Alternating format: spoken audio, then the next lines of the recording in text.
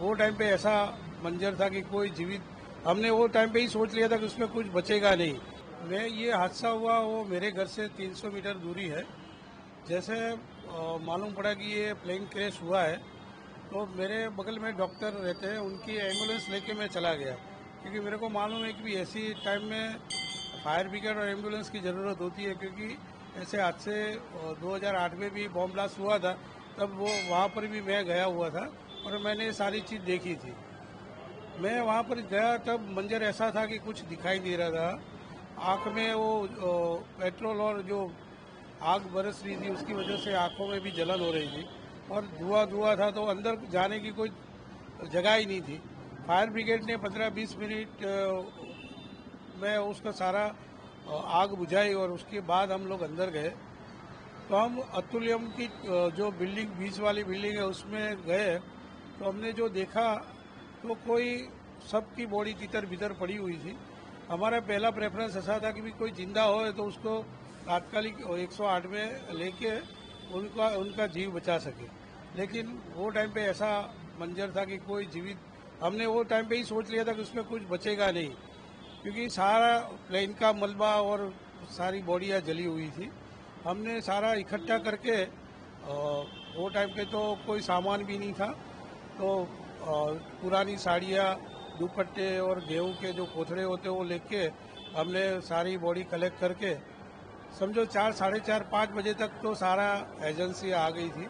तब तक ये 5 बजे तक बॉडी सब रिकवर कर ली।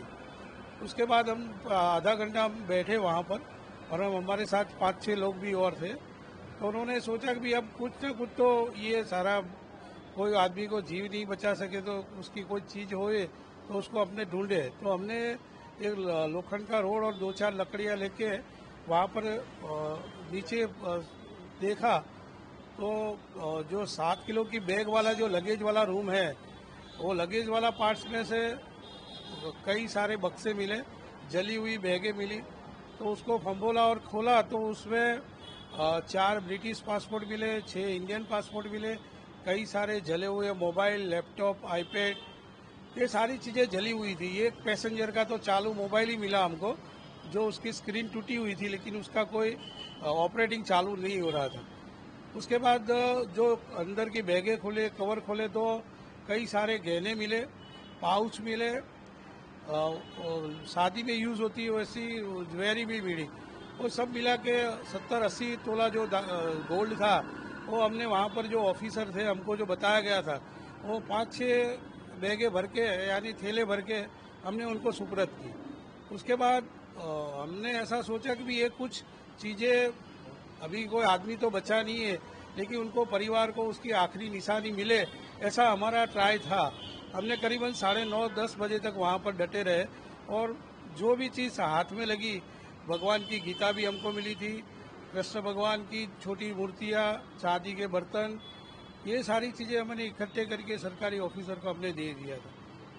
ये सारा मंजर देख के ऐसा लग रहा था कि भी मानवता की जरूरत पे ये काम करना हमारा फर्ज था और यही चीज़ जो मृतक है उनके परिवारजनों को मिले और उसकी आखिरी निशानी उनको संभाल के रखे, ऐसा हमारा मोटिव था।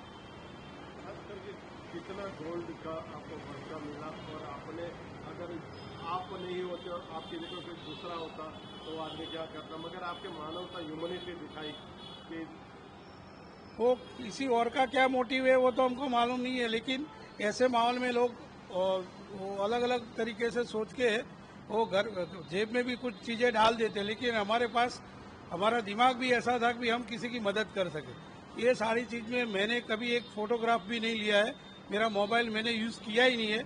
हमारा मोटिव यही था कि भी जो जो चीज़ें मिले उसको इकट्ठा करके, हम किसी को बचा तो नहीं सके लेकिन ये चीज़ें मिलके उनकी आखिरी निशानी उनके परिवारजनों को मिले, ऐसा ही हमारा मोटिव था। कितना गोल्ड होगा? गोल्ड करीबन 70 से 80 तोला गोल्ड था और 50 से 70 हजार कैश था। वो 500 की नोटों में था और सारी गड्डियां करके हमने ऑफिसर को दे दी थी। आपने पुलिस को सौंपा, क्या पूरी प्रोसीजर रही, क्या किस तरह से? नहीं, वहाँ पर 2 पीआई थे, आईपीएस थे और सारे एनएसजी कमांडर, हम 5-6 लोगों के अलावा, सरकारी ऑफिसर के अलावा और कोई नहीं था, क्योंकि वहाँ तक तो अमित भी आने वाले थे, होम मिनिस्टर। तो उसकी वजह से हम जो जवाबदार व्यक्ति थे वही लोग हाजिर थे।